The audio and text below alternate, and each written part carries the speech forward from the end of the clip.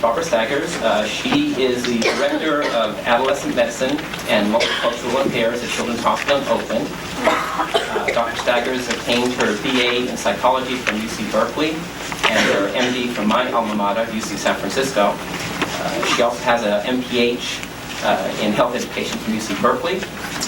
She is the recipient of numerous awards, including the National Child and Labor Committee Award, the Angel of Peace Award, Profiles in Excellence, and a State of California resolution.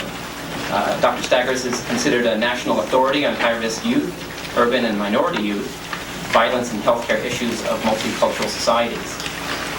And as she states, most importantly, she's happily married and the mother of 3. So without further ado, Barbara Staggers. Okay, so the questions are, I'm going to try to look at why youth are at risk. And this is something I feel real strongly about. When I got called to ask to do this conference, I sit on the California Wellness Foundation board for violence prevention. And I've sat on the board for 10 years. I also sit on their Teenage Pregnancy Prevention Advisory Board. And between violence and sex, I've got all of adolescent medicine covered. But wellness, we are very fortunate in the state to have a violence prevention initiative that really is a national model. And for those of you who are not familiar with the California Wellness Foundation Violence Prevention Initiative, you should get familiar with that. They do some good work. But what I'm going to try to address is, what are our roles? All of us in this room are adults, hopefully. We'll talk about whether you've got through your task of adolescence later. What is the role of the community? Because the community has a huge role with teens. And is it time for business as usual or time for a creative change? Can we afford to go on what we're doing every day, or do we need to do something different? So the issue is, what's happening in adolescent healthcare?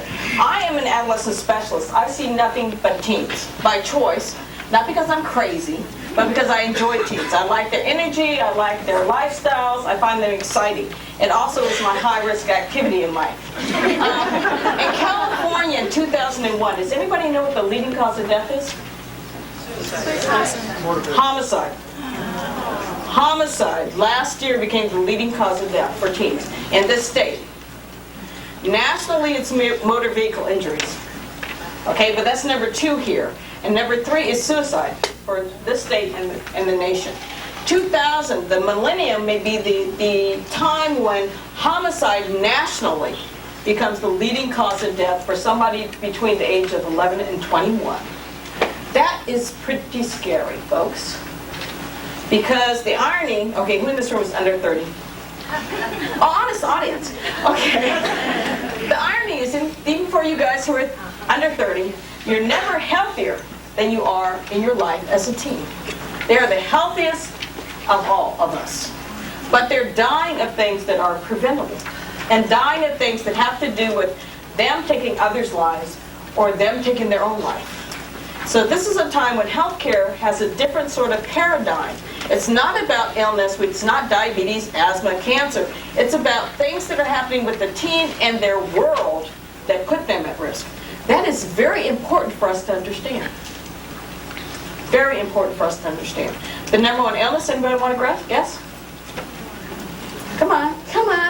There's not a test at the end of this. Mental health illness. Stress, depression.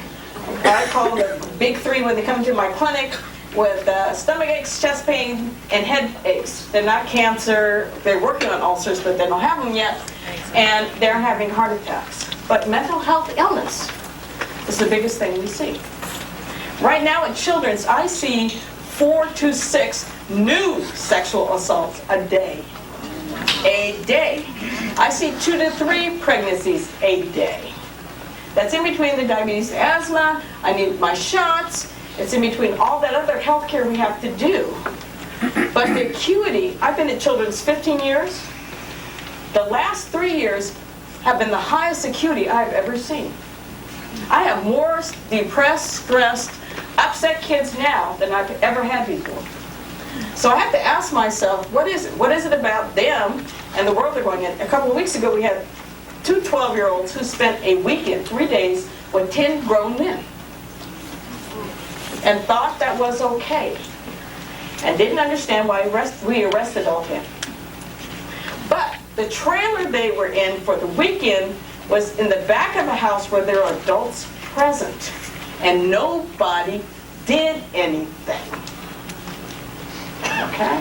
So this is the sort of dynamics we can see happening. And I work at Berkeley High School. That's my sanity. But those of you who, well, I guess Berkeley is sort of like, Santa Cruz is sort of like Berkeley. So. That's my sanity. But you know what? I see eating disorders, I see stress, I see depression, I see it mixed in there too.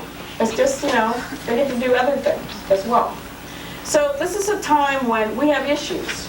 And so the question we have to ask ourselves is, why are youth at risk? What is it about teens in 2001 that makes homicide be the leading cause of death? So let's look at that. The why. Oops. Now, go ahead. I'm trying to make you guys think too fast. Okay, let's talk about normal. Normal. Who's got teens? Okay. For those in the audience, here's the good news. There is a normal teen and normal development. But let's talk about that. Who goes through puberty first? Boys or girls? Girls. Good. You have a day. Girls. Okay, so the timing of the physiology of puberty is one of the things we have to think about. Girls enter puberty 2 years before boys. And most of them are through by the age of 12. How do we know this? Because most girls are menstruating. When you menstruate, you are 85% of your adult height. And the average age in the United States is 12.3 years. Okay, or 12. So our 6th grade girls are 85% of their adult height. Early puberty for girls is under the age of 8. So, if you menstruate at 8 or 9, you are 85% of your adult height at 8 or 9. And let's back it up a little bit. You have breast budding 2 years before you menstruate. So if I'm 9 and I'm menstruating, I breast bud at 6.5 or 7. What grade is that? 1st or 2nd grade. And then by the time I'm in 3rd grade, I'm 85% of my adult height. And I look like an adult woman. But I'm 9. So I have some 6 foot tall 9-year-olds. And I get in the elevator with them, have their Barbie dolls. And people look at them and say, you're too big to play with Barbie. And I have to say, she's only 9. 9-year-olds play with Barbie. It's okay. Because if she gets the message that because she's so big, she can't be a little girl, then when she's 12, she comes in my clinic as what I call a little hot hoochie mama. They look like adult women for 3 years. They come sashaying in, and I can't tell them anything. I can't make them do anything because they got everything I got and then some. Okay? So that, just the timing of puberty, puts some teens at risk. Because if you're early developing and you're a girl, people respond to you by the way you look until you open your mouth and you go, oh, whoa, okay, what's going on here? Got this 5'6" person, but she's talking like a little kid. She is a little girl, but you look at that body and you're like, oh, hello. So, just the timing of puberty. So now let's go to the guys. When do most guys hit their growth spurt? 14 and 16. How do we all remember this? Between sophomore and junior year of high school, I remember going back to school and being so happy. Finally, the guys were taller than us. So, okay, the guys don't start growing till they're 14. The girls are through growing when they're 12. Who's a 12-year-old girl going to look at? Plus 16, 17. Because what they say is, my classmates are looking at me at my chest because they're little short guys. Okay? They're little short. They aren't interested in their classmates because they're little shorties. They were like chest level. But that 14, 15, 16, 17-year-old guy is physiologically more compatible. But if you have a son like mine who is 15 years old and 6'1", 170 pounds, the girls are like, wait, hey! Because he's a big dude for a sophomore. So he's a cool dude to hang with. It's okay. But just the timing of puberty puts teens at risk. Because girls develop earlier. Guys are kind of behind. And if you're late developing guy, then you may not hit your growth spurt till 16 or 17. So you're 2 feet shorter than all your friends. Okay? Now, who had control of puberty in this room? Good! honest audiences. None of us had control over puberty, okay? What's the task of puberty? What's the physiology? What are you supposed to be able to do when you're through with puberty? Sexual reproduction. Yay! So, sexual dimorphism, the capability to reproduce, are the task of puberty. And let me tell you, if kids don't go through puberty, I make lots of money at the hospital, because we work them up. What's the matter with them? They're going through puberty. So it's a good thing. But to tell a teen whose entire physiology is gearing them to become sexual, do not think about sex. Does this make sense to anybody? No, it's ludicrous, because they cannot ignore it. The thing that causes the change of those sex hormones, they have no control, and their physiology is gearing them to become a sexual human being. That's what puberty is about. So it's going to happen. And we want it to happen, or we work them up for being abnormal. Okay, just a reminder for those of us kids going through puberty, this is a good thing. Physiologically normal. Okay? They're becoming sexual human beings. This is how we reproduce. While all of us are sitting in the room. Okay? So, just some reminders. So something about the physiology of puberty puts teens at risk, because the timing is different for boys and girls, and every teen is different, and you have no control. So your body's going to change. The way you think, the way you feel, the way you look is going to change very rapidly, and you have no control. You have no control. Girls before boys, usually through growing at 12. Guys don't start growing until 14. And if you're late as a guy or early as a girl, you're in a higher risk category. Just physiology of puberty puts teens at risk. Okay? Let's talk about the psychosocial piece. Oh, I love this. This is my favorite part. Why are teens the way they are? If that's something one is the delay factor like this in children. Okay. All adolescents are not the same. There are 3 developmental stages. Psychosocial development. Early, middle, and late. We can remember this, right? Early, middle, late. Makes sense. Let's talk about the early teen. Okay, see this floor? They are concrete thinkers, just like this floor. They are very egocentric. They are very worried about their body. And this is normal. Normal. So, these are the teens where you say, why'd you do that? I don't know. Well, how'd that happen? I don't know. And you're like, what do you mean you don't know? You know what? They don't know. They really don't. There was a game out called Toe Jam and Earl when Genesis first came out. And they were 2 little creatures that sort of skipped through space, la la la la la la la, and all these things were happening around them. And they were totally oblivious. Think of Toe Jam and Earl when you think of early adolescents. They're totally oblivious to their surroundings. Life just happens to them. And they don't have any control, and they don't think about it, they don't plan. Things just happen. And this is normal. They cannot abstract. They're concrete thinkers. Okay? So if you say, don't smoke now because you'll get cancer 20 years from now, they look at you and go, so? What's the problem? But if you say, don't smoke now because your breath's going to stink and nobody's want to get close to you, they go, oh, okay. Let me think about smoking. Let me think about it. But the other piece of their thinking is that egocentricity, the world is their oyster.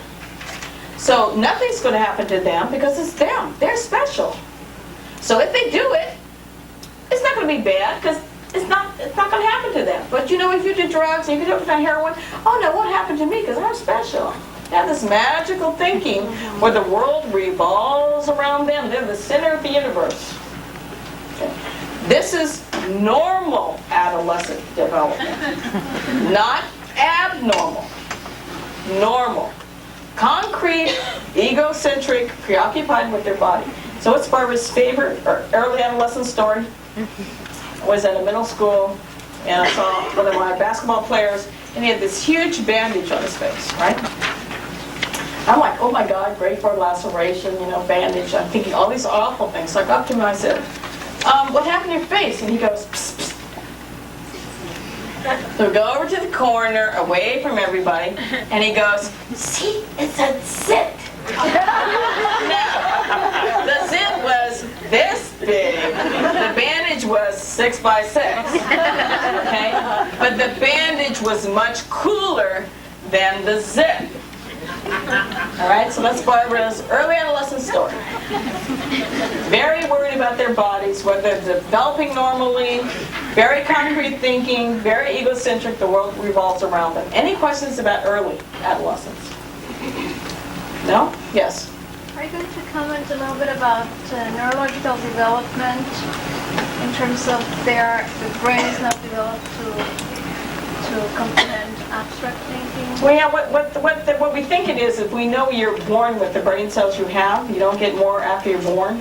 But what happens during adolescence is the connections between the brain cells change. You get new pathways. And so during early adolescence, those pathways are not formally established. And that makes them the concrete thinkers. So anytime you walk on the floor and you ask your kid and they go, I don't know, they don't know. Their early adolescents just sort of drop the subject and go on to something else, come back and have a conversation with them because they really don't understand why it happened. Because they're special. So let's put one other thing. Put that head and that 12-year-old who started menstruating at 9. Okay, that's what we're talking about. A 12-year-old girl started menstruating at 9, looks like an adult woman for 3 years, early adolescent body. So is there a reason why you see the pregnancy still in this age group or the sexual assault in this age group? Yeah. Because they're like one space mentally and their body's like all grown up, but their heads are like, woohoo. Okay? Middle. These are the ones I love. If you're in the mall and you see a group of teens, all dressed the same, walking the same, talking the same. They are middle adolescents by definition. You make the diagnosis. They are into their peer group. All of us in this room are old fogies. We never know anything. We're adults. Poo-poo. They are into their peers. They are into experimentation with everything. Life, roles, drugs, sex. This is the way they learn. This is the way they get experience. They experiment. What's the problem with experimenting in 2001? You get AIDS, you have sex with the wrong person. You can smoke heroin now, get addicted for life. You can do one thing and pay for it the rest of your life. So we've got teens who have to experiment to learn, experimenting in a framework where you can do one thing and be messed up. So this is difficult for middle adolescents. But they have to take risk. They have to experiment. That is the way we learn. So just another Barbara's reality check. Who in this room did not take risk? Isn't it amazing when I ask audiences that question? Nobody's hand goes up. All of us take risk. Okay? All of us take risk. That is the way you succeed in America. You take risk to grow, to learn, to get experience. The difference between us, sitting in this room, hopefully, and the teenagers we're talking about is they take risks that place them in danger. We took risks that hopefully advanced our lives and advanced who we wanted to become. That's the trick. Because if we tell this group, okay, whose page is this? Not mine. Mine's on vibrate. I like that. It's exciting in adolescent medicine. Yeah, but your page on vibrate. If you tell this age group, don't do this, they're going to go out and do it. Because you told them not to. So that makes it even more attractive. Well, the adults said, why would we do it? Let me go try it. Must be something really cool. This is the middle adolescent. So we have to help frame their experimentation. How do you do that? How do you help frame their experimentation? What can you do with them? Talk to them. Talk to them? What else? Can you make decisions for them? But they need help making decisions, right? So you have to help them learn decision-making skills. And you have to do values clarification. But you cannot make decisions for them because they will never learn how to make decisions. Yes, you had a question. We're asking how. No, I'm sorry. Yeah. And I would think, what if? Right. What if? What if you did this? Right. So let's talk about this group. When they say, I'm thinking about doing drugs, I want to try some marijuana, instead of going, oh my God, you're going to do marijuana, are you crazy? And ducking and covering as a parent, which is what you want to do. You can go out of the room and do that, but not for your teen. You say, what do you know about marijuana? What if you smoked marijuana every day? Have you heard about amotivational syndrome? Where you sit there like a lump on the lawn? What do you know about heroin? Do you know you can smoke it now? Do you know what the side effects are? What do you know about ecstasy? What do you know about going to a rave? You've got to be able to have those conversations where you can present decisions and options and say, you know, if you do this, this, and this can happen. If you do this, and this can happen. But that requires you as the parent or the provider to do what? Have a knowledge base. You've got to be able to know what you're talking about. Because otherwise teens look to you and goes, boy, you don't know what you're saying. Or say, you know what? I'm not sure, but I can go look that up and let's have a conversation about it later. But do not lie to them. Excuse me. Yes. How do you counteract this will not happen to me? Well, this age group is more like I'm hanging with my buddies, and if they're doing it, it's better for me to do it and be with them than be alone. So they're thinking they can't abstract. So this is the good news. They can't abstract. So they got the beginning of the plan and the middle, but in the end, but the middle makes no sense to anybody but them. So they'll say, I want to go to college. Well, how are you doing in school? C's and D's. What year are you in school? Sophomore. Hello? How are you going to get into college with C's and D's? I don't know, but I know I want to go. Well, let's make the connection between the C's and D's you're getting now, your college application. They need help with that bridge to the end of the tunnel where they want to go. Okay? Middle adolescents. Here's the good news for all the parents in the room who have middle adolescents at home. When you separate them from their peers, who do you think they sound like? Their parents. Their parents. Because they have heard and processed everything their parents told them. But that has nothing to do with what they may do when they're with their peers. So, when you're working with this age group, do not take them on in front of their peers. Because you will not win. They will escalate to kill you, kill themselves, whatever they're going to do to prove their point, they will do it. But when you get them alone, you can have an intelligent conversation.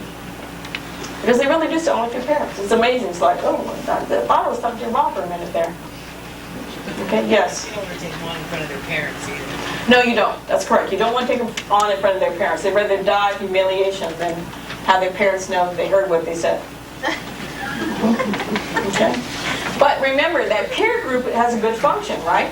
That helps them separate from their parents. And that's how they move into new social networks. So the peer group can be a real positive or real negative. And this is where peer health advocacy, peer health counselors work very well, this age group. Because what they want to hear from us, they will hear from their peers. Now we have a peer health advocacy program in our community, and we pay our peer health advocates $11 an hour to work. They do our suicide intervention, our sexual assault intervention, our high-risk activity intervention. They're very well trained. And the amazing thing about them is, guess where they come from? They're ex-gangbangers, ex-gang leaders. Now, why would we recruit ex-gang leaders? They're smart. They've been there. They're usually real smart. They have wonderful business skills if they survive. They have excellent social skills because they recruited. So these are our, presidents and CEOs. And they are very, very effective with their peers. So what you're going to do is get them to flip the paradigm. Why we pay them $11 an hour is because $3.75 is not attractive, because some of them were driving around with $200,000 in cash in their trunks, okay? So you've got to talk reasonable money if you're going to make them change. But they are extremely effective. So we train ex-gangbangers, we train honor students, we train a gamut. But when you got a real hardcore kid who really thinks they know something, if you can get another teen to say, hey, I've been where you've been, and I've some places you don't want to go, let's talk about this. The teen sort of says, oh, okay. They're thinking about it very differently. So this is where peer advocacy, peer health counseling programs are very good with this age group. But they don't want to hear from an adult. They will hear from their peers. So this is an example of positive peer pressure, not negative peer pressure. So what's Barbara's favorite middle adolescent story? Had a teen who had trichomonas. And she called, I gave her a flagyl, did the warnings, don't drink alcohol with this drug, you'll throw up, get real sick. So she called, I was at Stanford in a movie, I'm a Cal graduate times 4, right? Dangerous to be at Stanford in a movie when you're a Cal student. But anyways, I have my beeper on. My beeper goes off, so I go get the phone. It's this teen. She says, I'm at a party. I have a wine cooler in one hand and my medicine in the other. And I say, okay. She says, if I take my medicine and drink the wine cooler, I'm going to get sick. Yeah, as a dog. You will throw up all over everything. You're not going to be real happy. You're going to get real sick. Not just sick, real sick. Okay. If I take my medicine and don't drink the wine cooler, then I can't hang with my friends because they're sort of all drinking. But there's a sort of geeky-looking group over here that's not drinking, so I could go over and hang with them, I guess. Yeah, you could. Okay. All right, so I cannot take my medicine and drink the wine cooler and keep the infection. Yep. What should I do? I don't know. Call me in the morning, let me know what you did. Okay, so in the morning clinic, she was like 6 feet tall and I always wore cowboy boots into our meetings. She came in the clinic, bam! I need to talk to you. Yes. What's the problem? I need to talk to you about last night. I said, what did you do?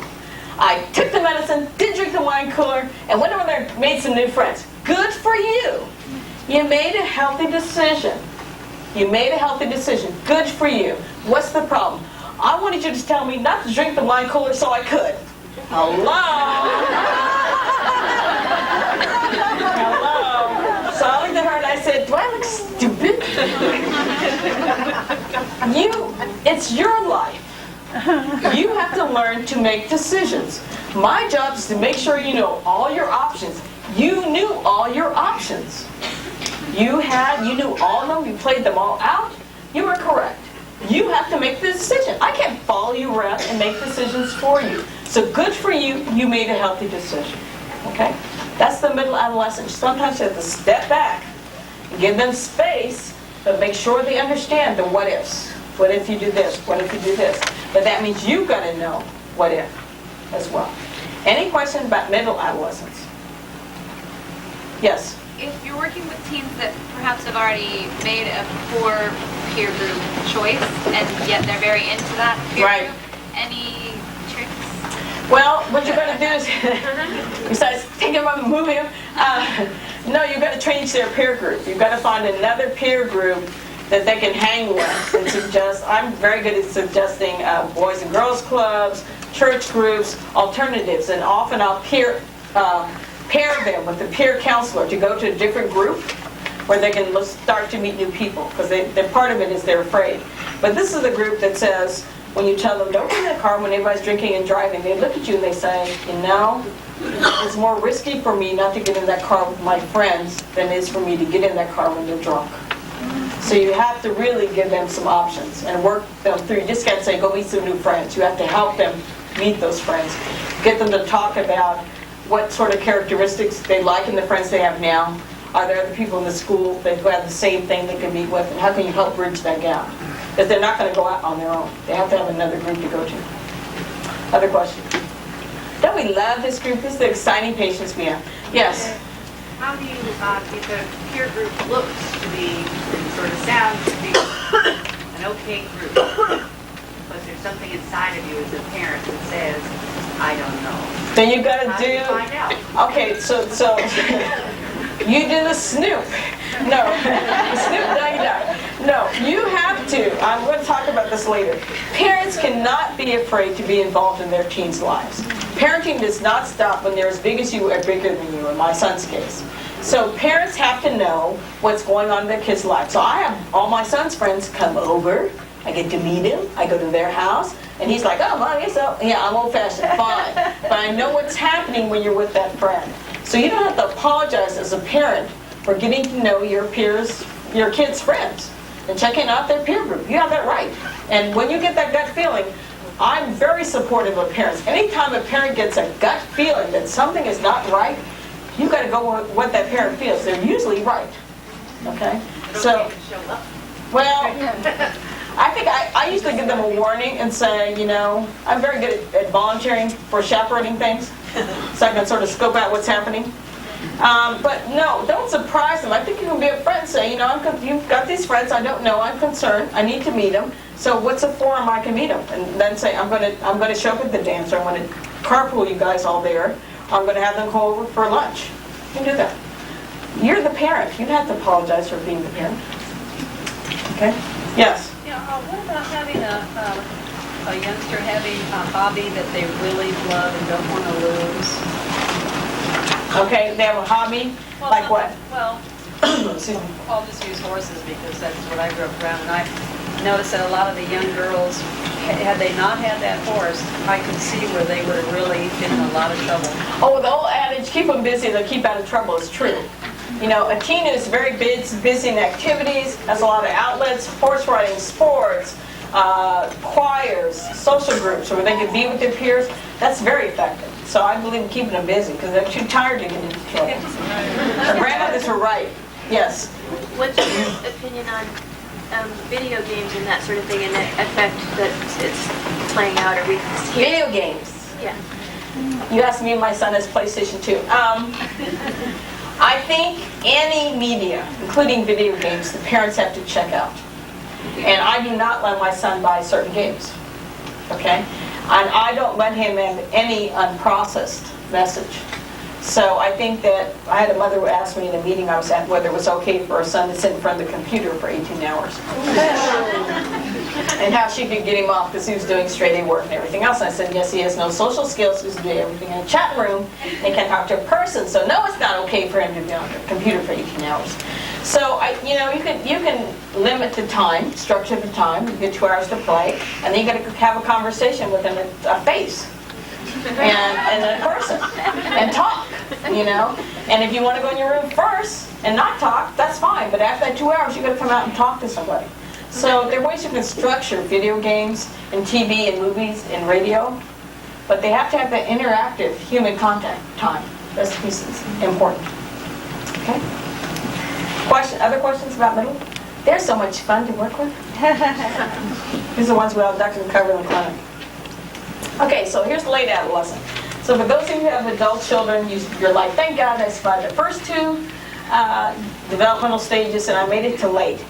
This is the teen whose identity is very secure, so they don't get into conflicts. They know who they are, they know what they want to do, and they know how they're going to do it. The plan is in place. It fits, it makes sense. They can give you all the pieces of the plan. Okay? They know what they want to do in life.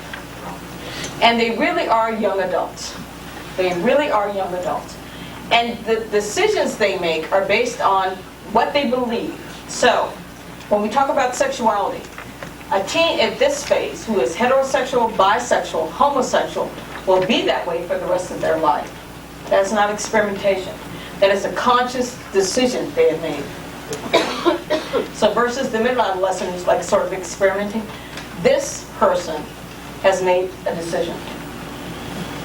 And they really can take or leave advice, which is really great because you can talk to them and engage them in conversations and understand where they're coming from. But they're looking for often opportunities to show their stuff and show who they are and who they've become. And we don't have a whole lot of opportunities in our communities for these teens. Okay? We're so thankful they stopped acting out that we're just like, whew. Good luck. See you later. So these teens, and we all are pretty much like we were as late adolescents. You don't change a whole lot. You grow, you learn, but you don't change a whole lot. Barbara's still Barbara. Okay? Now notice, Barbara did not give ages. Because I have 18-year-olds who function as early, and I have 12-year-olds whose function is late. It's not about age. It's about how they function. Can they abstract? How's the plan? Does it fit? Do not get hung up with age with teens. All 14-year-olds are not the same. All 12-year-olds are not the same. Look at how they're functioning, because that will tell you what your intervention needs to look like. Okay? So you don't see age. That's not a mistake, but for those of you who just died, you don't have age. Early is like 12 to 14. Middle is 14 to 16 usually, and late is 16 and above. But don't get hung up. Don't get stuck on age. Don't get stuck on age, because I got some 18-year-olds like stuck. We all know 40 years old. We're stuck early. I'm sorry. Behave, Bart. Behave. Okay. So, we talked about the developmental issues. They're early, they don't plan, they want to do an immediate consequences, they live in the moment, the here and the now, that puts them at risk. The middles into their peers, they have different definitions than you and I do of risk. And the late makes conscious decisions they can tell you about. So they're different issues for different levels. So you got to figure out where the kid is before you do the intervention, right? Because if you treat them all like they're early and they're late, they're going to look at you like boring, boring. If you treat them all like they're late and they're early, they're going to go, ha-ha, what happened? What did you say? Excuse me, ha-ha. No light bulbs going on. Okay, so we talked about the teen. We just dealt with the teen, half the equation, right? So we have this person constantly changing the way they think, the way they feel, the way they look. Everything is changing. And then we add that to our world. What do we have? Okay, Miss Barbara's favorite question. When are you an adult in California? 18? Well, you can't drink till you're 21. So, just because I can vote and go to war, I'm an adult. Why can't I drink at 18? We have no clear message about when you are an adult, what it means to be an adult, male or female. And if you go community to community and person to person, they will all give you different definitions. And that is very, very confusing for teens. Because they say, oh, what are women supposed to do? Be at home, go to work, do both? What do men do? Go to work, Hello? They're like lost. Okay, so the changing family structures, all these dynamics, we don't have rites of passage. We don't say, you do this, this, and this, and now you are an adult. We don't have that in the United States. You do one thing when you're one age, you do another when you're another. And I had a teen who said to me, as he was on his way to Harvard, tell me something that's more important than money in this world. I said, well, how about life?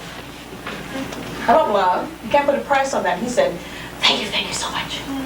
You're the first person who has talked to me about a value other than something material. So we market things. We're very materialistic. We are not very humanistic. And so when we ask ourselves, when teens become materialistic, gimme things, why they're that way, I would say we got to look at what we push at them, right? We push things. It's a lot easier to buy them something than to sit down when you've worked 12 hours and have the teen get in your face and say, talk to me. And then tell you to shut up, I don't want to talk to you. You're like, I'd like to cream you. That's child abuse, you can't do that. But it's hard to sit down and engage your teen because sometimes they're not going to be nice people. And they know how to push your buttons. Okay. But you've got to do that face-to-face encounter. Do not expect them to thank you for it when they're middle adolescents. They're going to be real ticked off. But you still have to demand that face-to-face. Otherwise, they will not understand how important that face-to-face is. So the whole social system we have is very confusing and difficult for teens. And then we have the media. Oh, she's waving her hand at someone. Okay, I was like, I didn't ask a question. The media. Okay, what do we market in the media, teens? Sex and violence. One other thing. Drugs. Sex, violence, and drugs. So guess what kills teens? Sex, violence, drugs. Oh, gee, is that a coincidence? They're a multi-billion-dollar industry for sex and violence and drugs. Now, if we're going to market that to them, then we had better be clear that we shouldn't be surprised when that's the way they die or put themselves at risk. Because that is what we push down their throats. And I have a lot of teens, and we see teens all the time who are really angry about the fact that we say one thing and do another. And we push, we say, do as I say, don't do as I do. And we market, the media market is one of the big problems. Teens, particularly male teens, who watch violence, act violently. Oh, surprise, surprise. So don't underestimate the media. And then let's talk about exposure to high-risk situations. I can go into a elementary school and say, how many of you have guns in your house? And half the hands go up. But then I ask the question, how many of you can get your hands on a gun? And everybody's hand goes up. So firearm availability, drug availability. We have teens who have exposure to incredibly high-risk situations. That is a problem for teens. We didn't have to worry about it. Because it's real easy for a 12-year-old to go get a gun to solve an argument. I had a 13-year-old who came in and said, I don't know how to talk. My gun talks for me. So how did we get him to put down his gun? We taught him to talk. We taught him to be angry without shooting somebody. We taught him how to cry. We taught him how to talk. Then he came in and put down his gun. But he was not going to put down that gun until he had another means of communicating. Okay? And he could get a gun to communicate. No problem, no sweat. So we have to look at the exposure. So here's Barbara's theory. We put teens together with the world, and surprise, surprise, we get risk-taking youth. That's Barbara's little theory. Took me a long time to get that theory. So what do we do? What do we do? You have to understand what is normal development. What about the pathway from childhood to adulthood puts teens at risk? What is part of that normal? We talked about it. The timing of puberty, how you're thinking, how you're feeling, how you're working with your friends. That puts teens at risk. You have to understand that in your work, or your work's not going to work. Surprise, surprise. Understanding the limits and issues of our current models. I cannot practice standard medicine. I'm an MD. But if I sat in my office and did the traditional take two aspirin or whatever, I don't have illness that is treatable by pharmacologics. Homicide, there's no drug for homicide. I've got to do a different type of medicine. My average visit is 45 minutes. My first time encounter is an hour and a half. I can't do adolescent medicine in 15-minute slots. Okay? So I have to look at what are the limits of my models in medicine. How do I build something that makes sense for the population I'm serving? We all have to do that in our work. You've got to know the public health model. I'm going to come back to that. What else do we have? Who's at risk? Identifying who's at risk. Let's spend some time with this. Teens who witness violence, especially intrafamilial violence, are at risk. So teens who watch violence have a problem. They're stressed. They get post-traumatic stress disorder, just like everybody else does in war zones. Teens who've had head traumas, brain injuries, whether they were born with it or whether it happens, they're at risk. There are socioeconomic factors. We'll come back to that. Parenting. There's certain types of parenting that will put teens at risk for violence. We'll come back to that. Youth who have other high-risk behaviors. Teens do not do just one thing to put themselves at risk. They don't just do gang fighting or fighting and not do drugs and sex. They do it all. They do it all. And it used to be when I was a fellow in the 80s, the girls acted out sexually and boys acted out violently. Not in 2001. Boys and girls act out sexually and violently. We're equal gender now. Okay? But the high-risk behaviors are coupled together. They just don't do one thing. So if you've got a teen who says, I'm heavy into drugs, you better ask about sex, and you better ask about fights, because they're probably doing it all. And other things that put kids at risk are, we talked about out of ink. Let's talk about the SAS factors. Teens who do not see opportunities or options, if they feel like there is nowhere for them to go in their life, you've got a problem. Because if they say, my life is not worth anything, believe me, everybody else in this room's life isn't worth anything either. It's real easy for me to pick up a gun and shoot you 77 times if I think life is no big deal. So if I don't see my life going anywhere, I don't see any opportunities, I don't see any options, I feel like I have nowhere to go, they're going to be at increased risk. And so I had a teen who said to me, death is my most viable option. I said, death is, do you know what viable means? Sort of oxymoron. Death is my most viable option. So we had this conversation, okay? But he didn't see any future. So you've got to give teens like hope and vision and dreams, and we'll come back to that. But they've got to see some opportunities and some options, and not think that jail is 2 hots and a cot. Okay, a better thing than home. They've got to see options. We're seeing this new thing where you can be either real poor or real rich, and if you're angry at the world, you go out and shoot yourself and shoot everybody else. It's kind of interesting. When Littleton happened, my African American Latino male gangbangers came in and said, "Those guys are sociopaths." And I said, "Why do you say that?" They said, "Because we would never do that. It's a personal thing with us. It's a one-on-one personal thing. We would never think we're going to kill ourselves and kill everybody else in the school. We wouldn't do that." I'm like, "Oh, they're sociopaths." He goes, "Okay, let's talk." But it's interesting, their perception.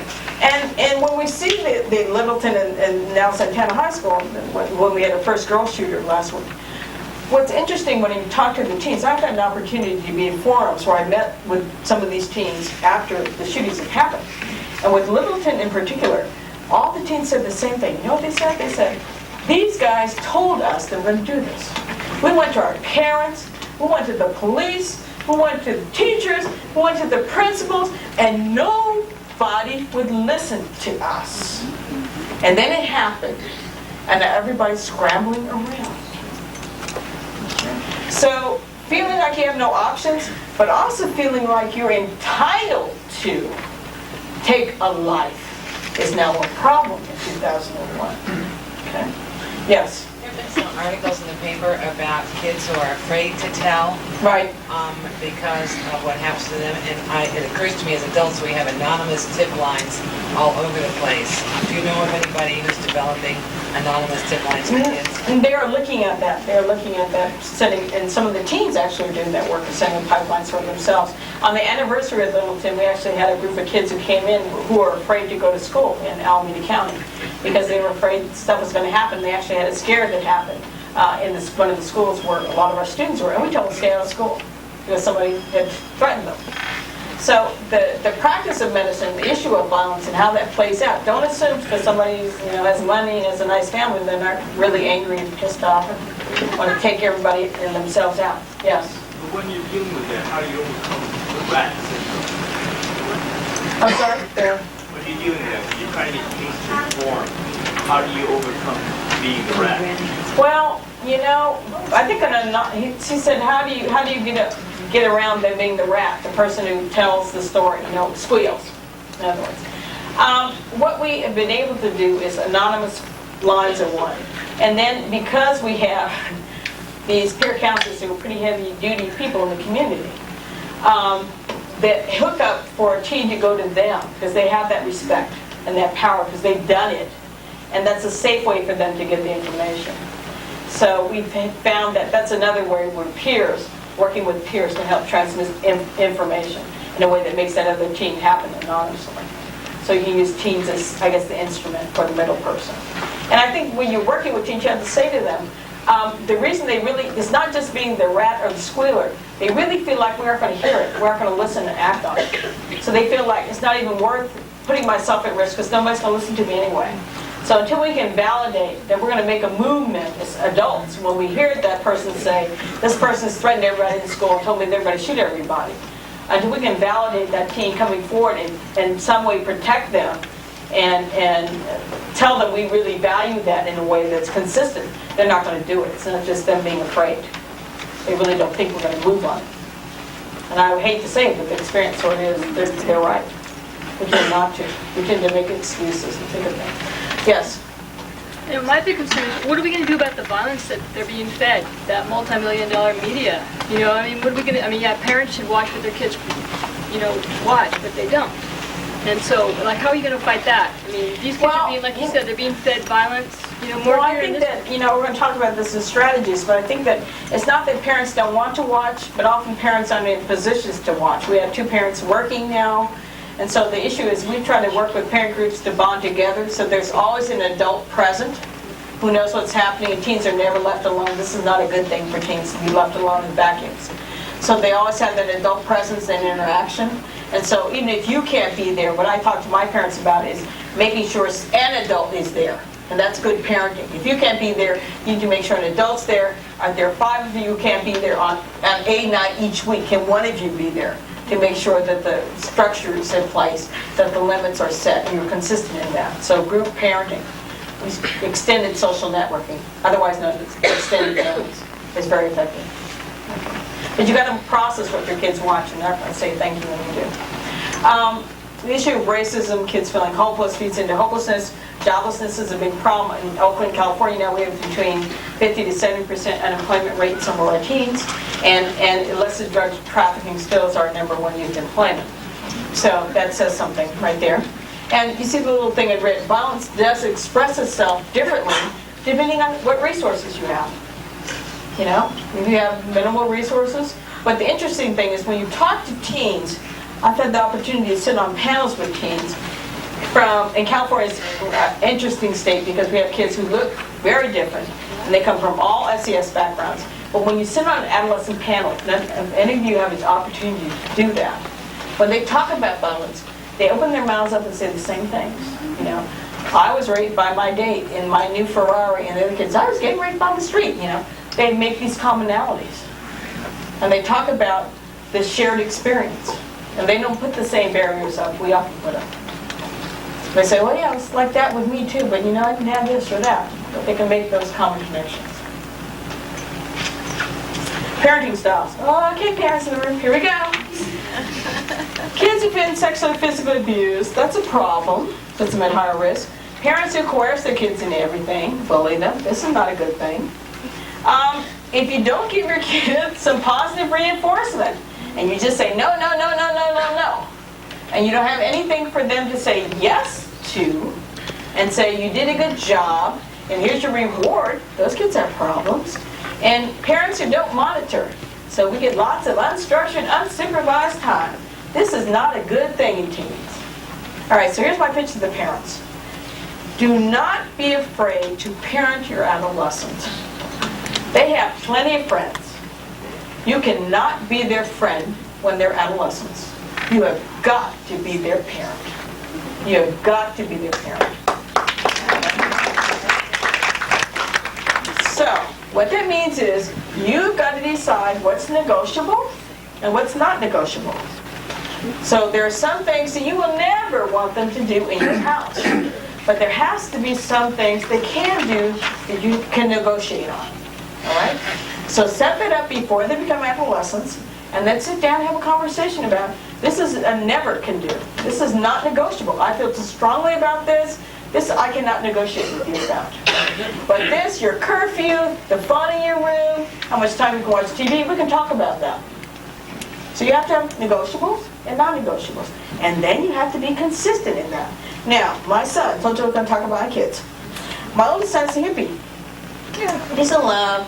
When he was little, he had to give money to a homeless person to feed their pet too. You know, and this is for you and this is for your cat. So he's very much into touchy-feely work. My daughter is hostile corporate takeover mentality.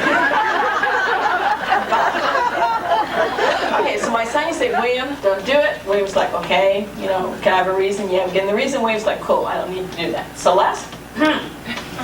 Well, I know if I do this, you're going to give me a timeout. But I really feel like I need to do this. So, I'm going to do it. Give me the timeout now. I'll take my timeout now. Then I'm going to go do it. And then if you feel you need to give me another timeout, it's okay. Okay? So, I'm sure we'll visit that again. That was at 3. She's 5 now. We'll see. I'm sure we're going to see that again at 13 or 14. So that requires very different parenting skills. And I'm sure there'll be a lot more non-negotiables with Celeste than with William because he's not going to take the risk she's going to take. Okay. So you got to have a clear agenda and know your kid and know where you can flex and where you can't. And what's going to put them at risk. And do not be afraid or apologize for being their parent. I have only had one time in my practice where I wanted to murder a set of parents. And I had a young lady who was an international model who had apartments at 16 in London, Japan, and New York. And she said, can I bring my parents in to see you? I said, sure. So she brought her parents in, and they talked about, we're so happy with you. Both of them, had their own businesses, and were very nice people. We're so happy, we're so proud of you, you're doing so well. And the 16-year-old said, if you loved me, I would not have an apartment in Japan and London and New York. What 16-year-old should be traveling around the world by themselves and have apartments in 3 places? The parents were still like, oh, well, And then she said, Mom and Dad, I would give up everything I've gotten if you could tell me you loved me. I'd give up everything. You know what her parents said? We haven't figured out how to love ourselves, so we can't tell you we love you. Okay? Now, that kid was crashed and burned in front of our eyes, because what she heard was, I must not be worth loving because my own parents can't tell me they love me. And it took us a long time to get her to understand that was her parents' issue and not hers. Okay? So, my other advice to parents is, you don't have to like your teen all the time, but you got to love them. And that love cannot be conditional. Your like can be as conditional as you want it to be. But the love they cannot question whether you love them. The literature shows that a teen who makes it into adulthood has one thing. They have constant and sort of unquestionable love for an adult in their lives, or they do not survive. Okay? It's better if that person is the parent, but sometimes it can't be. So parenting requires you to be able to say, give them that lap time, even though they're bigger than you. You know, my son, my 15-year-old sits on my lap, and I'm like, William, you're like 170 pounds. Can I get in your lap, please? Okay?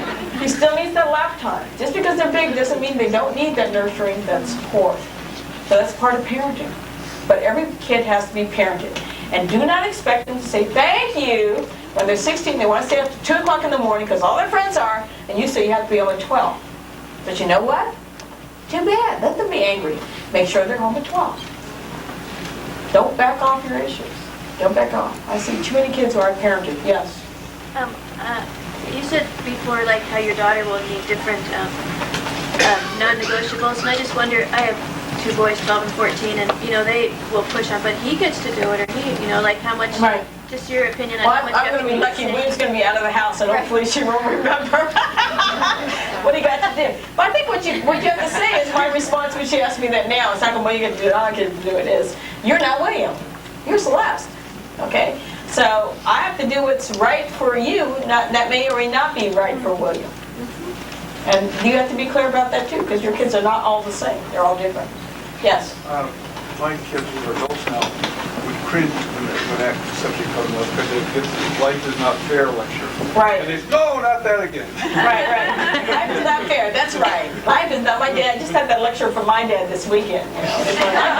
Remember, life is not fair. Thanks, Dad. I need to hear that. You never get too old to be parented, okay? And I'm a daddy's girl, so hopefully that will go forever. Okay, so here's some things service providers can do. You've got to have privacy and confidentiality. Know your laws. Teens have laws to privacy and confidentiality. Know what those are. And usually around all the high-risk activities, substance abuse, sex, pregnancy, drugs, mental health counseling. They can access care if they're 12 or older without parental consent. Know that law. But remember, teens do not live in a vacuum. We want to foster communication. Teens who can talk to their parents about sex, drugs, and violence do better than teens who can't talk to anybody. So we want them to have that communication. How you decide to bring that parent or whoever's parenting them in to your sessions is tricky. Depends on each kid. You've got to know the screening and assessment tools. Look for patterns we talked about that say kids may be at risk for violence. Identify parenting styles. We talked about those. Look at histories and herstories. That's not a typo, because we have girls who have herstories too. That may predispose them to violence, and identify and discuss firearms. We need to have conversations about guns and availability of guns. So here's your screening. Some other things. So you got to know what's appropriate for you, developmentally appropriate. We talked about that. You Because that can be your building blocks for the work that you do. Okay, so Barbara, let's get your screen tool. How many of you have seen this? Heads? Okay, only a few people. Now, all of you haven't, you have no excuse. This is what we call getting to adolescent heads with heads. This is a great acronym developed in the late 70s and 80s about how you screen all the domains. Okay, so H is home. Who's at home? Where do you live? How many people are there? How big is home? That helps you. They say, I'm living in a car with 12 people. You know, got a problem, right? So, ask about home. Ask about home. E is education and employment. Are they in school? How are they doing in school? How many schools have they been in? We have kids who haven't been in school in months or years. So if you don't ask, you aren't going to know, because teens are going to come in and tell you, I'm getting straight A's in school, I'm fantastic fine. You know, when we go through heads, we do heads with every teen we see. The ones who've been in our clinic a lot come in and say, they go through the whole thing, yada, yada, you can tell, you know, home's like this, school hasn't changed, I'm not doing drugs, I'm still having sex with the same partner. Is there anything else you need to know? They sort of go through it because they know we're going to ask them. But you need to get used to asking about what schools they go to. All my schools are different. I don't know about the schools here. I got 6 high schools in Oakland. I have 1 high school and 5 flatland schools. And all of them have very different demographics. All of them have very different SES. And if they tell me to go to one school, I think one thing. If they tell me to go to another, I think about another. So know your schools. And employment. So let me say this about employment. I have youth who I don't want to know what they're doing for their money, because it puts me at risk, right? So I say, are you doing a job that you can tell me about, or is it better for me not to know? And they sometimes say, oh, no, you can know, I'm working, you know, in the store. Or they say, no, you probably should know how I'm getting the money. And I say, okay, and I chart high-risk employment activity. Because I can guess what it is. But I don't want to put something in the chart that when the chart gets opinion and I go to court, I put Barbara at risk, right? So be smart. Be smart. ACE activities. What do they do with their free time? Are they sitting home watching TV? Do they have friends? Do they do things with peers? What do they do? Are they having unstructured, unsupervised time? What are their activities? Are they riding horses? Are they playing sports?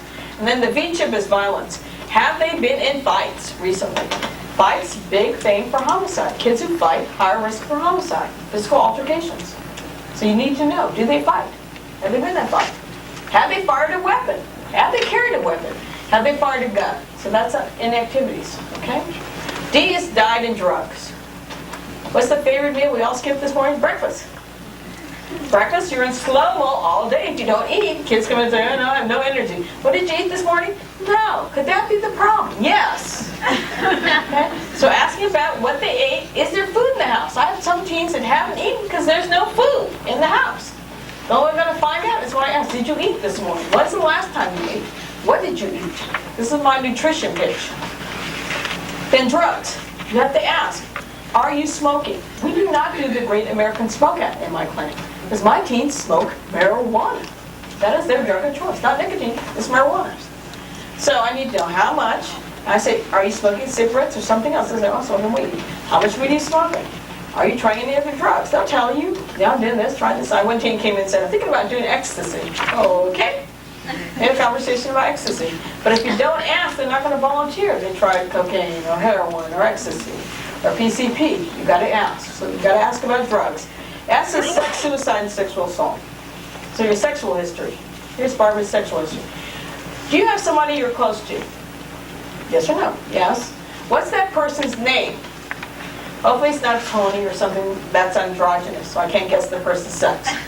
So they tell me the person's name, and then I say, what do you and that person do? And they say, what do you mean? I say, do you kiss? Do you hold hands? Or do you do more than that? And say, we do more than the kiss and hold hands. Like what? Penis and vagina, penis and mouth, penis and anus, vagina to vagina, vagina to mouth. I get that explicit. Because the teens who aren't doing it go, oh, people do that? Gross. Okay? The teens who are will say, we do that, that, and that. And I don't have to guess how many orifices to culture. Because I know. Because I know. Okay? They're going to tell you, but you have to get that. Remember concrete. Okay, here's Barbara's concrete story. Got a a colleague who was very upset at a conference. I said, what's the matter? He said, I was so frustrated in clinic yesterday. And a 14-year-old came in and asked her if she was sleeping, it was sexually active. She said no. I go on to the positive pregnancy test. I was really frustrated. I said, so what did she say? She said, I'm not active. I just lay there.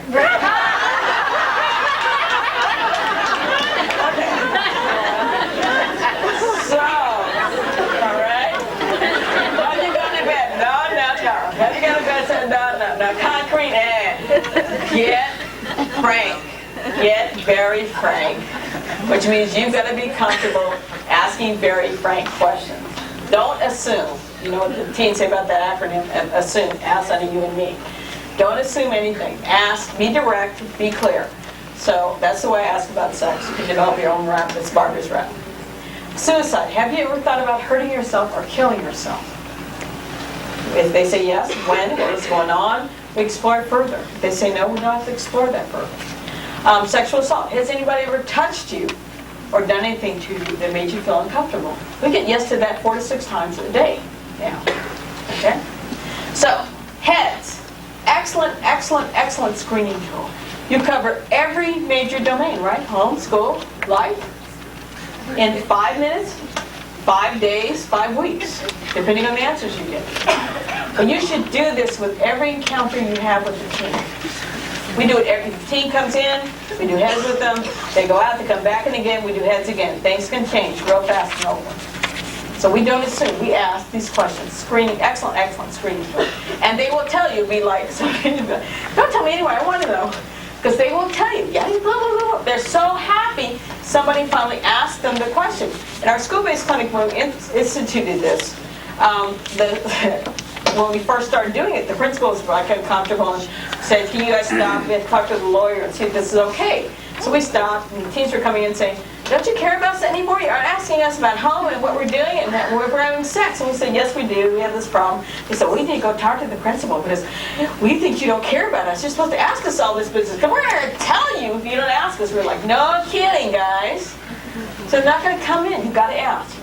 Don't be afraid to ask. Okay, so let's talk about the community. All right, so we have people from health. Can I see hands from healthcare providers? Can I see educators? Parks and Recreation? Juvenile Justice? Police? Okay, schools? We said schools already. Okay, so, great. You guys can start your collaboration after you leave my speech. This is who needs to do the networking for teen interventions.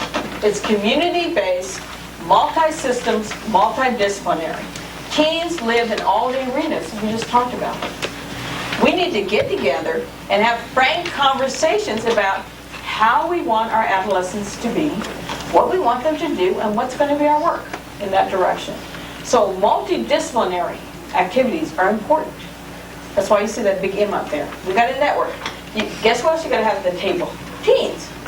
The nice thing about teens, or depending on how you feel about them, the worst thing is they will tell you what you do really good or really bad. Bring them to the table. Bring them to the table. They're happy to talk for days and days and days usually about what they think will work. And you know what? Usually they're right on target. It's about them, their lives. They're invested a different way. Don't assume they aren't. Bring them to the table. We talked about development. You got to know, do something that's appropriate. And then there's a whole spectrum of interventions. Okay. So Barbara went to public health school. So primary, secondary, and tertiary interventions. You need to have a whole spectrum. So in your activities with youth, to do violence prevention, you have to do whole life intervention. So starting from K, going all the way through 12, and involving the families, you've got to be proactive. You've got to do education to parents and kids. You've got to be able to pick up the kids that are already in the high-risk activities, and you've got to pick up the kids that are already in jail. You've got to do the whole gamut. It's just a reminder, it's not one place where you can work. You've got to start across the spectrum. Usually we intervene when it's really late, right? Don't just do that. Look for windows of opportunities before it gets too late. Start early. But don't forget the kids that are kind of sort of sitting on the fence and the ones that have fallen off the fence. You gotta have a community spectrum. But that requires, again, police, recreation, schools, health service, everybody to sit down and talk about what's going on with the youth in your community. I love to start with health data. I'm a doctor, so of course I do. But somebody in this room should know the STD rates, the pregnancy rates, the arrest rates, the homicide rates, the suicide rates, the mental health rates for youth in the community. That's where you start. What is going on with our youth? And then you bring the youth in and you say, you know what? What's happening? What's happening on the streets of Santa Cruz? What's really good about where you live? What's really bad? You have those frank conversations. This is Barbara's model. And we have a human model, we have a hope model. So our model starts like this. This is what we do in Alcoa. We start with H. We emphasize humanism. We give people hope and vision. That means that we have to start with all of our agencies sitting down and getting consistent in the vision. We have to all agree to be on the same page at the same time and have the same dream. Every community is different. Your dream here may be very different than mine. But there's nothing scarier for teens than to look at the adults in their community, and none of us have dreamed for years. And we've done budget planning like this, or program planning like this. How much is my budget? Okay, this is what the program's going to look like. So I would suggest when you're putting together your vision, do program planning like this. What is the dream? What do we want to make sure happens? Because my experience is, when you do that, people will make it happen whether the money is there or not. Okay? So don't sell your dreams, because the kids will sell their dreams. We cannot afford that. Cannot afford that. O is opportunities and options. You've got to build into whatever intervention you do, opportunities for youth to get involved, and options for them in their life's work.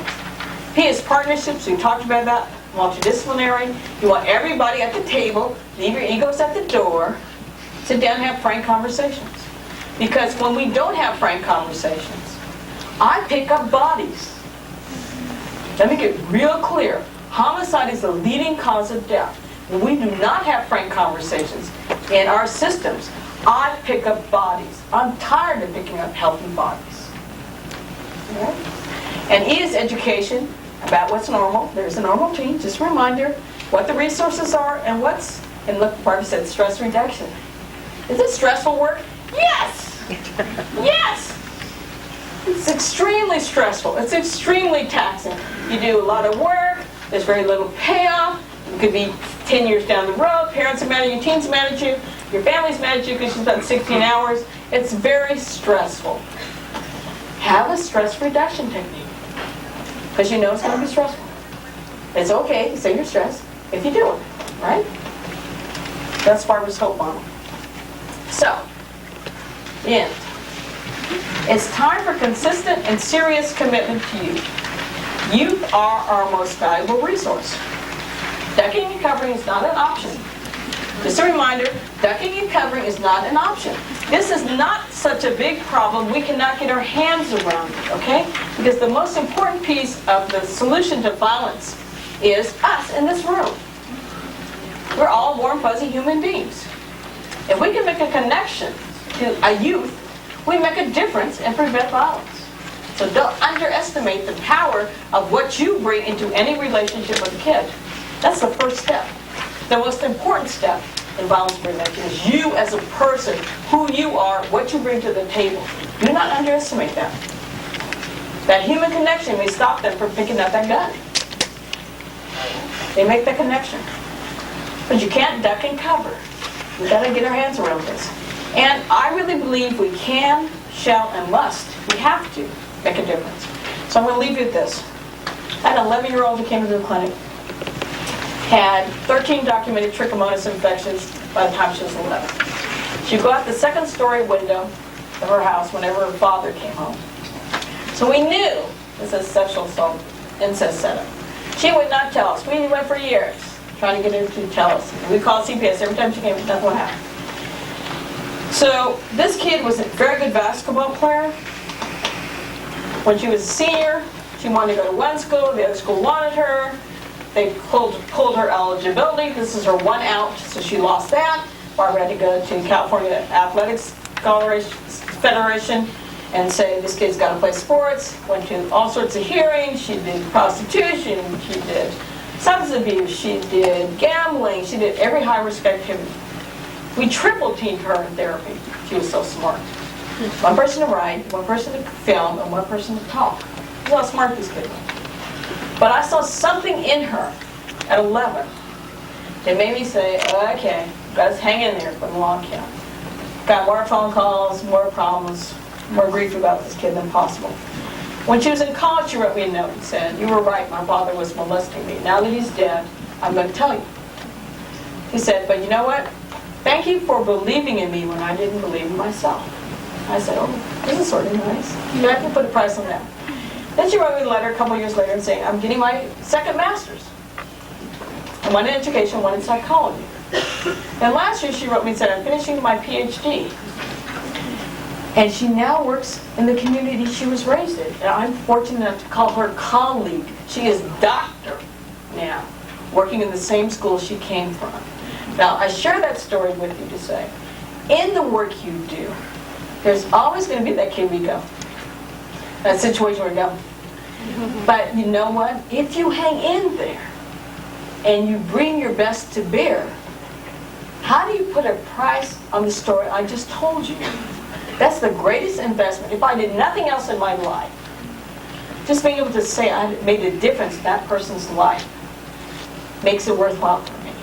So when you're doing the work and you're looking at violence, you're reading about Littleton's, you're reading about Santana High School, remember, you too can have those doctors in your lives. And I expect you to in the work you do. Thank you.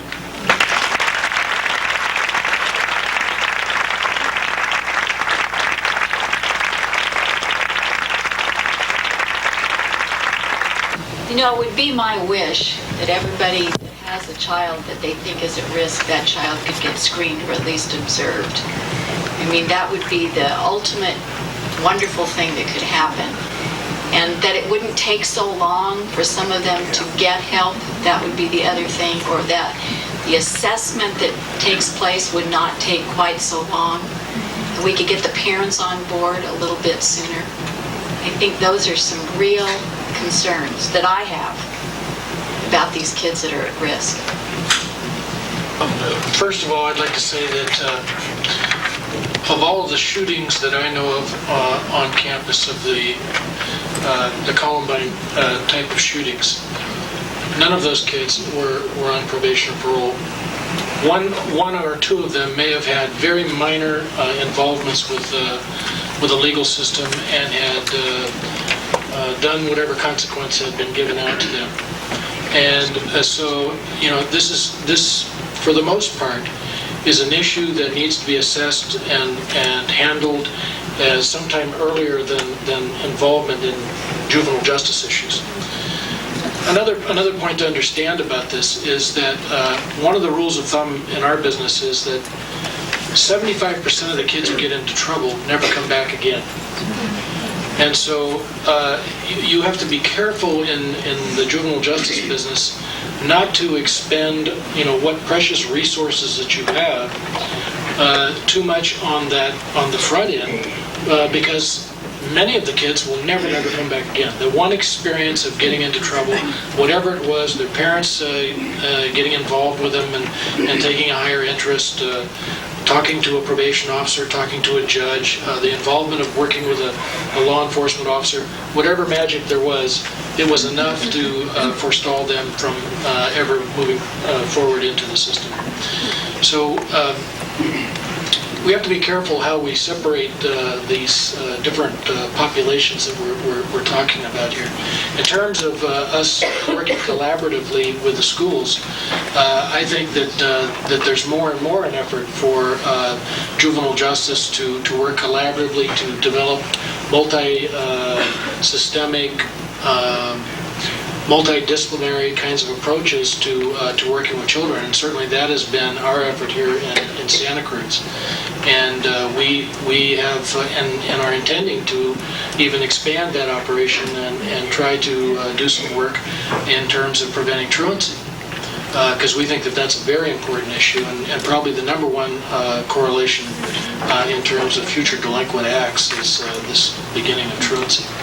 So collaborative approaches are what we need, and we certainly need to provide services in the community and build capacity in the community to work with these kids and try to keep them in school and try to keep them with their families.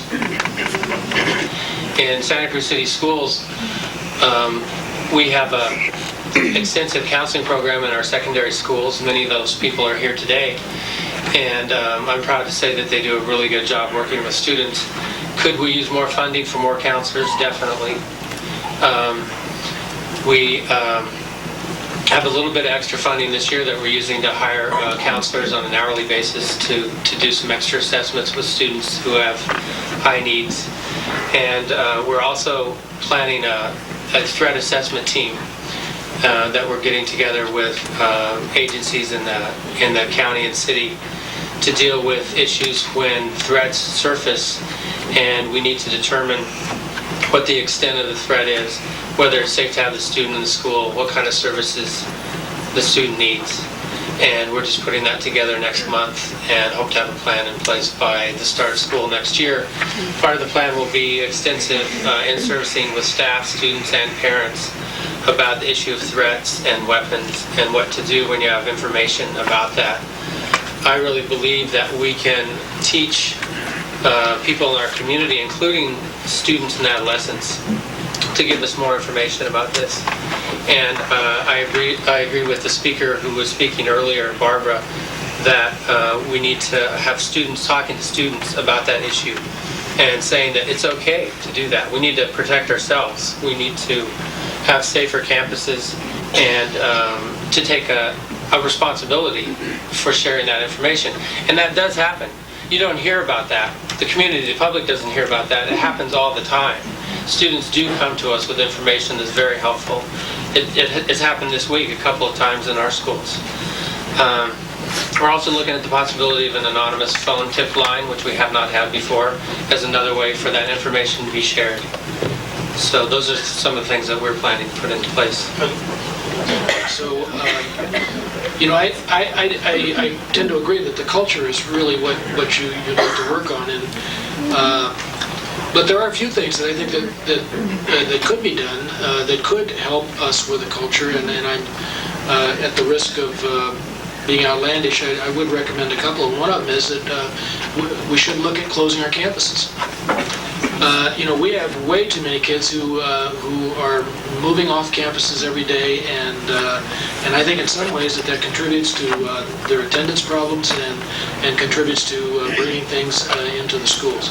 I also feel that there has been a reluctance to have kids wear uniforms. And in having kids wear uniforms, we do away with this whole gang issue about who's wearing what color and who's got baggy pants and who's got this and who's got that. It also helps with classism. We don't have the problem of people knowing who's poor and who's rich and who's got it and who doesn't. So that's kind of a far-fetched idea, and a lot of people think, wow, where are we going to draw the line? I mean, how many rights are we going to give up to have safety? But certainly, working on the culture and a few of these other issues may be enough to give us the safety we need. As I was thinking of this panel today and thinking about, what is the biggest offense that happens on a school campus, I think truancy is actually the number one offense. It's against the law for students to be out of school. Compulsory education is required until you're 18. And especially in our comprehensive high schools, truancy is a major issue. And as John Rhodes alluded to, when students aren't in school, they typically eventually get in trouble and do something else in violation of the law. I would just want to say something about being truant and drug use and the rest of the acting out behaviors when kids leave campus or don't show up at campus and then alter their consciousness, which is often what happens. They're much more likely to participate in all of these behaviors. When they have a day from 8 in the morning until 3 in the afternoon where they stay clean and sober, they're much less likely to engage in those behaviors. And the other thing that I wanted to say about assessment, I had an experience 3 years ago where a young man who was involved in juvenile justice and actually had shot someone and injured them badly many years before, when he was probably 13. After one of these shootings, on the day after one of these shootings, I had to ask him to leave our program. And he took the consequences really well and was very responsible, and he was using heroin and we knew that, and he sort of had to move on to another environment. And as he was leaving, he turned around and said to me, "I bet you're really glad that you don't have to worry that I would do what happened at that school yesterday." Never failed. And my heart just sort of caught, and I, as he was walking away, I thought, well, we have a good relationship, and that wasn't really a threat. And then I thought, no, I need to check this out. And so a whole process happened, and in that process, he said to me, "I really like you and everyone here a lot, but I guess as much as I like someone, I equally then want to hurt them if I get angry." So sometimes the very good relationship we have with someone can create a situation where we are the target, or some situation that they're in is the target of their upset and their anger. And then to just sort of assess it on our relationship with them makes it difficult, because he said, "My love is as big as my rage." Well, in schools, as you know, we deal with everything in the society, and our teachers are really well prepared and trained, but there are so many hats that they have to wear. I can't say that they're well prepared to handle everything. One of the things we really need to do is refer out. Our counselors refer out a lot, and they're really social workers as much as they're counselors. And I would say that you might want to talk to Gray Davis about how many days we have to do in-services, because it's pathetic. We don't have the time and the resources to help our teachers be prepared to deal with what they have to deal with and stay in service. And that's an incredible frustration. I would like to say that I think the local law enforcement agencies have had training on this area, and they do have emergency plans. They have gone through some scenarios at different high schools, and I know that Sheriff Tracy's right here with us today. He might want to say something about that, because there's been a lot of work done in that area, I know. And I just wanted to throw a question back at the panel, and that is, we had a situation the other day up in the San Lorenzo Valley where we had a young person who had issues around suicide attempts, around behavioral problems that we thought were potentially very serious. And we were able at our service center to bring together a multidisciplinary team of mental health, probation, school, and law enforcement. But we struggled with the confidentiality issues in order for all those disciplines to establish what was the plan going to be, what each agency was going to do in order to try to work with this young person. So could you perhaps comment on where that can go? So there's our first speaker talked about working together, but sometimes that's difficult. I'm from the other side of the hill, but it's all the same. Speaking in terms of confidentiality, I work as part of a MDT team, multidisciplinary team for juvenile drug court. And in terms of the youth that we have, which come into our court system via probation, young people have certain offenses. Usually we assess and see if they're appropriate for juvenile drug court, and we usually see the history and use of substances. And when they come into there, we have, our team is rather large with public health, mental health, education, the bench, the public defender's office, the district attorney's office, and my department, which is children, adolescent, and families division. And then we're housed right in probation. I was speaking with John Rhodes about how much I've learned over the last 2 years being in juvenile hall and working with juveniles, and find adolescents to be very interesting. but really great kids. And So the confidentiality in terms of CFR 42 and how you can share information based on the adolescent and what they can disclose to you, what you can disclose to another agency, does tend to be a roadblock at times when you have a situation that's at an emergency level. And I might let a licensed person talk more in depth about that than me, because that wouldn't be appropriate. But we're also a mentor court, and we have a fly program. I mean, we have developed over the last 3.5 years in Santa Clara County quite a juvenile drug program, juvenile treatment program, in collaboration with several departments. What happens sometimes is everybody has a different lens they look through, and the lens is probably on the particular adolescent, whether it's the parent, the probation department, the judicial department, the district attorney's department, and the public defender, and it's all one kid. And we're all seeing that individual or that child or that adolescent in a different way. And if you're the parent of that kid, your heart's breaking because they're in the system.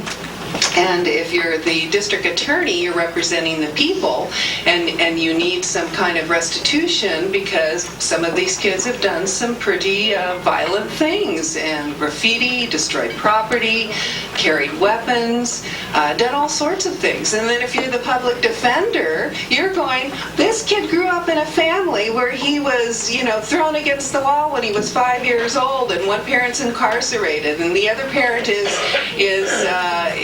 we don't know where that parent is. And there's 5 kids, and we have this huge family. And you know that this kid started out their life in a deficit and continues to live in a deficit. And so you have all these people going, I want to do this, I want to do that. We have to hold them accountable, we have to give them treatment, we have to do this, we have to do that. And we have a society that says, can you just move them over here out of my sight so I don't have to deal with it?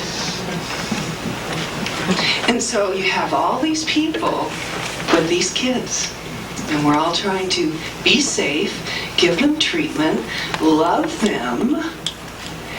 And then we're all sitting in this room going, how come that kid walked on that campus and started shooting? Because he didn't think he had any hope or any options to have any kind of life that was meaningful, and he didn't really care. And a kid that he took under his wing who had disabilities. I mean, we want to talk about violence? Let's talk about bullies. Kid on campus for years had a disability. And kids made fun of him, stole his backpack. This was the kid in San Diego's friend. He was killed by an automobile, I think, 2 days before. So how is this kid going to rationalize? We're looking at life through adult eyes, through adult experiences, and you forget what these kids don't have any hope. I go downstairs and I interview them, and I ask them, what do you want to do with your life? What's your dream? What's your hope? I don't know. Do you have any dreams? Do you have any hopes? Not really. Where your parent? My dad's incarcerated. My mother's getting treatment. Where are your brothers and sisters? They're in foster care. These are the kids I see every single day. Every single day. And you want to give them treatment, and judicial wants to hold them accountable.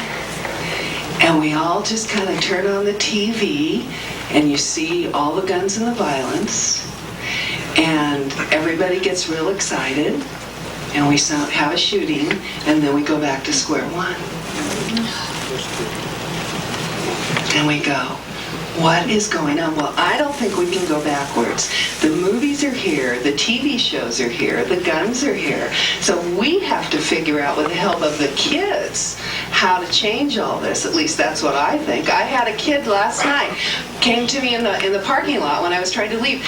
Oh, Miss Molina, I left my wallet with the deputy out front. before I went in court, he took it from me because it had a little chain on it. And I said, oh, okay, well, everybody's gone. He goes, I really need it. It's my bus pass. So I went back in and went around and went where they put the things. And I lifted up his wallet. Oh, my goodness. It had chains this long on them. Big chains, big chains. I mean, 3 of them. The wallet was huge. And he's a kid, and he came over from Russia about 5 years ago. He's got blue hair, and he's delightful. He's delightful. So I go to give him his wallet, and I said, could you understand why somebody might think this would be a weapon? No, it's just some chains, and he needs that. He's real concrete. And so if I would give him that and berate him for it and pick on him for it and say, how couldn't you figure that out? He'll never talk to me again. He'll never talk to me again. But if I get him to kind of laugh at it, he might go, ooh, maybe it is a little heavy. But, I mean, all you people are here because you want things to be different and you want our kids to be safe. You want your kids to be safe. And I think it's great. And I think what we're doing in Santa Clara County is really fantastic. And we have our moments and we disagree. But I work with great people in every single department, and everybody's goal, whatever the goal is, and that's what's important, is to help our kids get okay. So, thanks. I'm going to tell a story, and I think that'll answer a lot of questions. Several years ago, I had a little guy. He was 5, and he had all kinds of communication problems. He couldn't write, and he probably was going to have a hard time learning to read because he couldn't even identify letters, and he couldn't talk, and he was pretty isolated. And a lot of therapy was spent getting him to talk to the other kids. Well, he made a lot of progress because there were a lot of adults working with him. It was a good team. Psychologists, teachers, parents. Well, one day they called me, the school called me, and they said, you have to come over here because he quit talking. And I was surprised because he had been making some good progress. So when I got there, they were right. He had quit talking. And he was sitting in a corner shaking. That's all he could do. And I tried to get him to talk, and he wouldn't. So he resorted to drawing pictures. Well, what he drew was a gun. So getting him to talk some more, draw some more pictures. Found out he'd been playing with these cars, and one had gone under his parents' bed, and there was this shotgun. And he was pretty upset. So I asked him, where's that gun now? And he said, it's still there. So we called the parents. The school called the parents, and the father was upset because he thought the mother had locked it away, and the mother was upset because she thought the father had locked it away, and they took the gun and it got locked away. But here's the thing, what if he hadn't communicated with anybody? What if nobody was there to listen?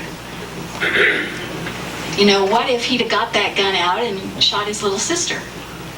What if he'd have shot himself? What if some of these little kids are not really severe enough to have a lot of intervention, but just mild enough so that they feel isolated, angry, resentful, and this carries on their whole life. They're sort of fence sitters, they never really get the help. We know they need it, but they don't get it, those kinds. There's a big,